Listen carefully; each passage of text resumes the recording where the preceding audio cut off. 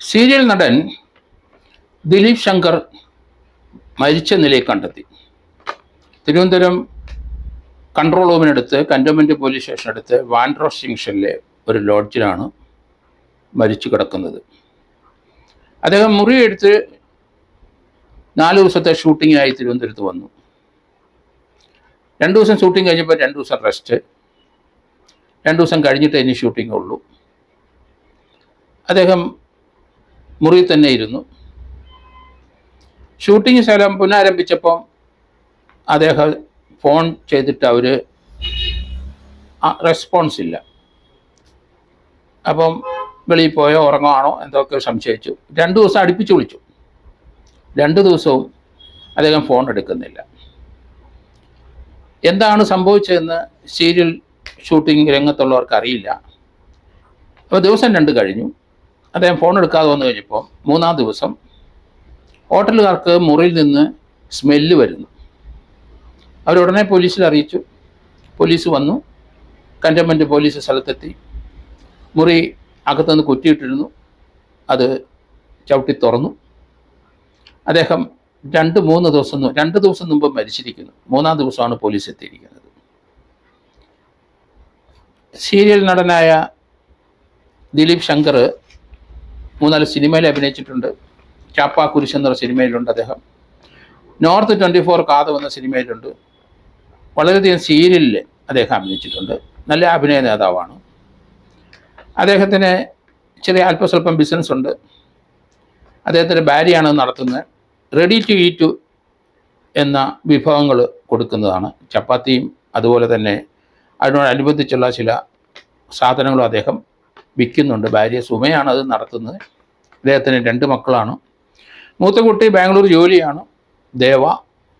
ഇളയ കുട്ടി ധ്രുവ പഠിക്കുന്നു. എന്തായാലും എറണാകുളത്തെ കല്ലൂരാണ് അദ്ദേഹത്തിൻ്റെ വീട്. അദ്ദേഹം മലയാള സീരിയൽ രംഗത്തൂടെയാണ് അഭിനയ രംഗത്ത് വന്നത്.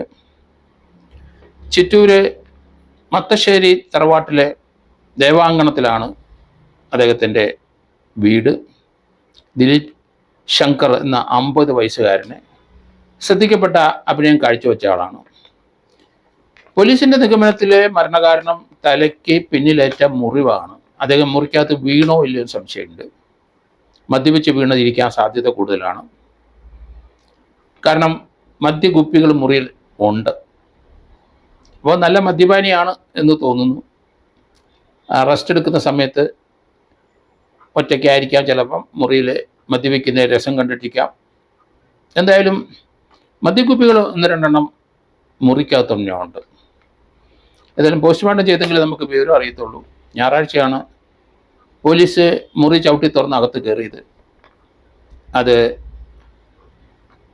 സീരിയലിലെ അവർ 2 ദിവസം വിളിച്ചിട്ട് അവരാരും വന്ന് ഇദ്ദേഹം താമസിക്കുന്നത് നോക്കിയിട്ടില്ല എന്ന് കരുതുന്നു. പക്ഷേ ബോഡി ഡീക്കേ ചെയ്തതിൻ്റെ സ്മെല്ല് വന്നപ്പോഴാണ് ഹോട്ടൽ ജീവനക്കാർക്ക് മനസ്സിലായി എന്തോ പ്രശ്നമുണ്ടെന്ന്. അങ്ങനെയാണ് കൻ്റോൺമെൻറ്റ് പോലീസിനെ അറിയിച്ച് കൻ്റോൺമെൻറ്റ് പോലീസ് വന്നത്. ആത്മഹത്യയല്ല എന്ന് പ്രാഥമിക നിഗമനം. അദ്ദേഹം വീണ ഒരു ആക്സിഡൻറ്റ് ഇൻറ്റേർണൽ ബ്ലീഡിങ് ഉണ്ടാകാനുള്ള സാധ്യത വളരെ കൂടുതലാണ്. അതുകൊണ്ട് പോസ്റ്റ്മോർട്ടം റിസൾട്ട് വെളിയിൽ വന്നിട്ടില്ല.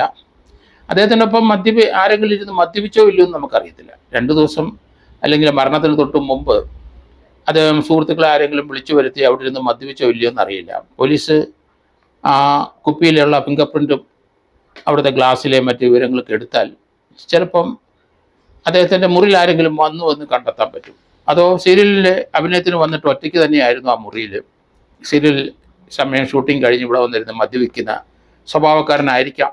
അതുകൊണ്ടായിരിക്കാം ഒറ്റയ്ക്ക് ചിലപ്പോൾ അവിടെ മറ്റാരെയും കാണാതെ ആ മുറിയിൽ താമസിച്ച്.